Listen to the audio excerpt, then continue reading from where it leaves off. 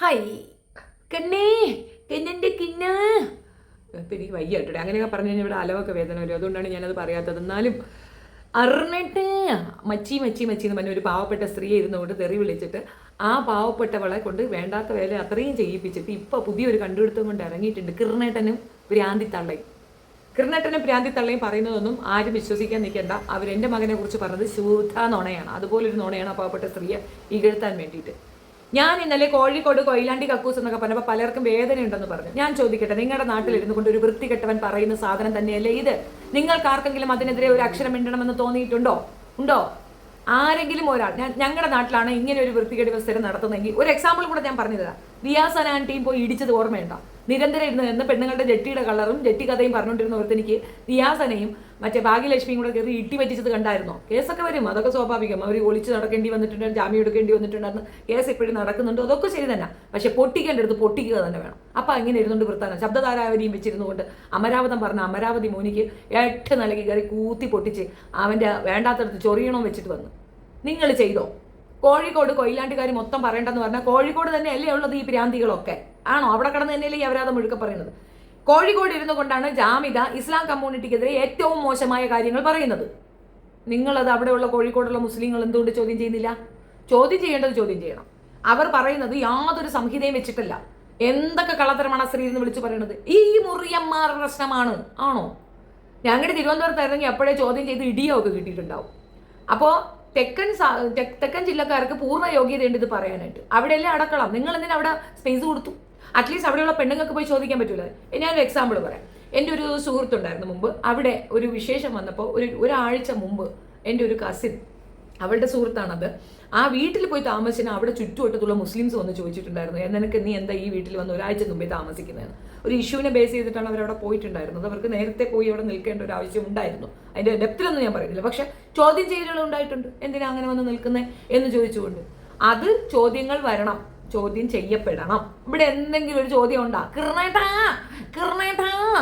24 മണിക്കൂറും തുണിയില്ലാതെയും ഉടുക്കാതെയും മലന്നും കിടന്നും കമന്നും അപ്പക്കാഴ്ചകളൊക്കെ കാണിക്കുന്ന ഒരു വൃത്തികെട്ട ഇത് ആ സമൂഹം അല്ലെങ്കിൽ അവിടെയുള്ള നാട്ടുകാരെന്തുകൊണ്ട് ചോദ്യം ചെയ്യുന്നില്ല? ആരെങ്കിലും വേണ്ടി കഴിഞ്ഞാൽ അവർക്കെതിരെ ഉടനെ കൊണ്ടുപോയി കേസ് കൊടുക്കും. അങ്ങനെ ഒരു വൃത്തികെട്ട അത് കേസ് എന്തുവാണ്? പീഡിപ്പിച്ചു എന്ന്. ലോകത്തുള്ളവരും മുഴുക്ക പീഡിപ്പിക്കാൻ ഇവിടെ ആര്? അവർക്ക് ഇൻബോക്സിലേക്ക് ആളുകൾ മെസ്സേജ് അയക്കുന്നത്. അത്രയും താല്പര്യം പിടിച്ചവൻ കേരളത്തിലുണ്ടാ? എന്ത് വൃത്തികേടാണോ പറയുന്നത്? ഇത് പറയുമ്പോൾ നിങ്ങൾ ക്വസ്റ്റ്യൻ ചെയ്യാത്തത് കൊണ്ടാണ് ഇപ്പുറത്തുള്ളവർക്ക് ക്വസ്റ്റ്യൻ ചെയ്യേണ്ടി വരുന്നത്. അപ്പം അങ്ങനെ തന്നെ പറയും. ഇപ്പം കൊല്ലം ജില്ലക്കാരെ ഏറ്റവും കൂടുതൽ കേൾക്കുന്ന എന്തിനാണ്? ഗുണ്ടായുസത്തിനാണ്. എന്തുകൊണ്ടാണ്? അവരാരെങ്കിലും അടിക്കാൻ വരുന്നുണ്ടോ? അല്ലെന്ന് പറയുന്നുണ്ടോ? കൊല്ലം ജില്ലക്കാരെല്ലാം ഗുണ്ടായുസം കാണിക്കുന്നവരാ? ഗുണ്ടകളാ? അല്ലല്ലോ. നിങ്ങൾക്ക് എന്താ തോന്നുന്നത്? നിങ്ങൾക്ക് തോന്നുന്നെങ്കിൽ നിങ്ങൾ തിരുത്ത്. അവിടെയല്ലേ വന്ന് കിടന്ന് സർക്കസ് കാണിക്കുന്ന ഒരുത്തൻ തൃശ്ശൂർക്കാരനാ, ജാമിദയുടെ കൂടെ നടക്കുന്നവൻ എപ്പാട്ട്.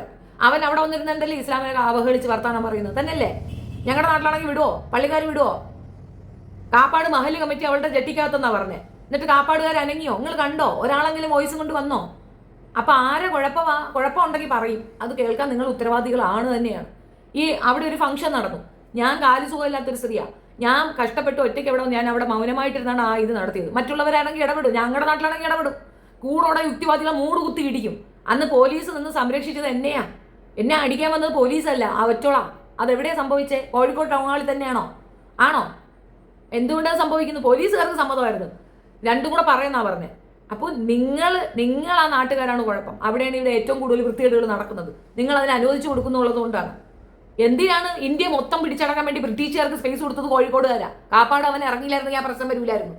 അപ്പോൾ എല്ലാം കൊണ്ടും കോഴിക്കോട് ആ പ്രശ്നത്തിലാണുള്ളത്. ഇപ്പോൾ കോഴിക്കോട് ജില്ലയെ പറഞ്ഞൊന്നും പറഞ്ഞാൽ ആർക്കെങ്കിലും സങ്കടം വരുന്നവരെ മാറിയിരുന്ന കാര്യമുള്ളൂ. കൊയിലാണ്ടി കക്കൂസ് തന്നെയാണ് അവള്.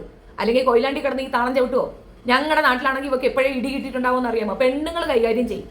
നിങ്ങൾക്ക് കാര്യവിശേഷിയില്ല. ഇനിയിപ്പോൾ ഒരു സ്ത്രീയുടെ വീഡിയോ വന്നിട്ടുണ്ട്. ജലൂസ് വേണമെന്നാണ് ഇവരുടെ ID. അതിനകത്തുനിന്ന് കുറച്ച് ഭാഗം മാത്രമാണ് ഞാൻ ഇവിടെ വയ്ക്കുന്നത്. ബാക്കി നിങ്ങൾ അവിടെ പോയി കണ്ടോളൂ. ആഴ്ച തീർത്തോളി. ഹായ്, എല്ലാവർക്കും നമസ്കാരം. നമ്മുടെ ജസ്ന സലീം അറിയാത്തവരായിട്ട് ആരുമില്ലല്ലേ?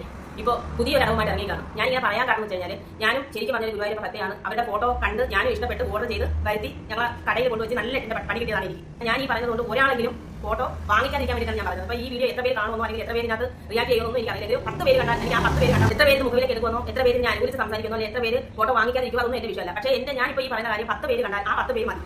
അത്രയും പേരെങ്കിലും ഈ ഫോട്ടോ വാങ്ങിക്കാതിരിക്കാൻ വേണ്ടി തന്നെയാണ് ഞാൻ ഈ വീഡിയോ ചെയ്യുന്നത്.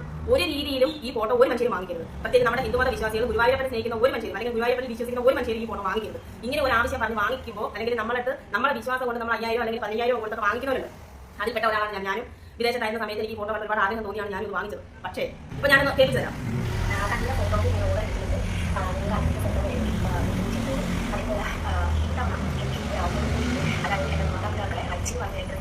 ഒരു ആഗ്രഹം കൂടെയാണ് ഈ ഒരു പ്രാവശ്യമുള്ളത്. അങ്ങനെയാണ് ഞാൻ ഈ ഫോട്ടോസിന്റെ മോഡൽ ചെയ്തിട്ടുണ്ടായിരുന്നു. വളരെയധികം സന്തോഷം. ഇന്നത്തെ ദിവസം എനിക്ക് 23 ഫോട്ടോകൾ ഓർഡർ കിട്ടി. വളരെയധികം സന്തോഷമുണ്ട്. കാരണം ഹജ്ജ് പോകാന്ന് വെച്ചാൽ സാധിച്ചു കൊടുക്കാൻ പറ്റുന്ന കാര്യമില്ല. എങ്കിൽ പോലും നിങ്ങളുടെ സപ്പോർട്ട് ഉണ്ടല്ലോ, വളരെയധികം സന്തോഷകരമായിട്ടൊരു സംഭവമാണ്. എന്ത് വിനയത്തോടു കൂടിയാണ് സംസാരിക്കുന്നത് അറിയാമോ? എന്തൊരു സന്തോഷത്തോടു കൂടിയാണ് സംസാരിക്കുന്നത്. എന്തൊരു എന്ന് പറയുന്ന വിശ്വാസത്തെ, ഗുരുവായൂരപ്പന് മേലുള്ള നമ്മുടെ ഹിന്ദു മതത്തിന്റെ ആ വിശ്വാസത്തെയാണ് നോക്കി കളിയാക്കി ചിരിച്ചോളാം അങ്ങനെ പറയുന്നത് അല്ലേ? ശരിക്കും എനിക്ക് അങ്ങനെയാണ് തോന്നുന്നത്. കാരണം വെച്ച് കഴിഞ്ഞാൽ നമ്മൾ ഇപ്പൊ ഈ ഫോട്ടോ വാങ്ങിച്ച് 8ന്റെ പണി കിട്ടിയെന്ന് ഞാൻ പറഞ്ഞില്ല. ഞാൻ 8ന്റെ പണി എത്തുന്നത് ഞാൻ പറഞ്ഞുതരാം. ഞാൻ എന്റെ കടയിൽ കൊണ്ടുവന്ന് ഞാനിപ്പോൾ 24 നാട്ടിൽ വന്നിട്ട് ഞാനൊരു ഹോട്ടൽ തുടങ്ങി. നല്ല രീതിയിൽ പ്രവർത്തിച്ച ഹോട്ടലായിരുന്നു. നല്ല രീതിയിൽ പറഞ്ഞു കഴിഞ്ഞാൽ നല്ല രീതിയിൽ പ്രവർത്തിച്ചത് ജൂൺ മാസം, അതായത് 2024 ജൂണിൽ പോയി ഞാൻ ഫോട്ടോ വാങ്ങിച്ച് ഇവിടെ കഴിയുന്നു. എനിക്ക് കൊറിയർ അയച്ചു തരുമായിരുന്നു. 5000 രൂപ വിദേശത്തായിരുന്നു അയച്ചു കൊടുത്തതാണ്. ഒരു വർഷം കഴിഞ്ഞ ഫോട്ടോ കിട്ടത്തോളം ജൂൺ മാസത്തിൽ എനിക്ക് ഫോട്ടോ കിട്ടി. ആ ഫോട്ടോ ഞാൻ കടയിൽ കൊണ്ടുവന്നിട്ട് അന്ന് മുതൽ എന്റെ കട പടലം മൂഞ്ചി എന്ന് പറയുന്നത് എന്ന് പറഞ്ഞ വിശ്വാസമില്ലായ്മ.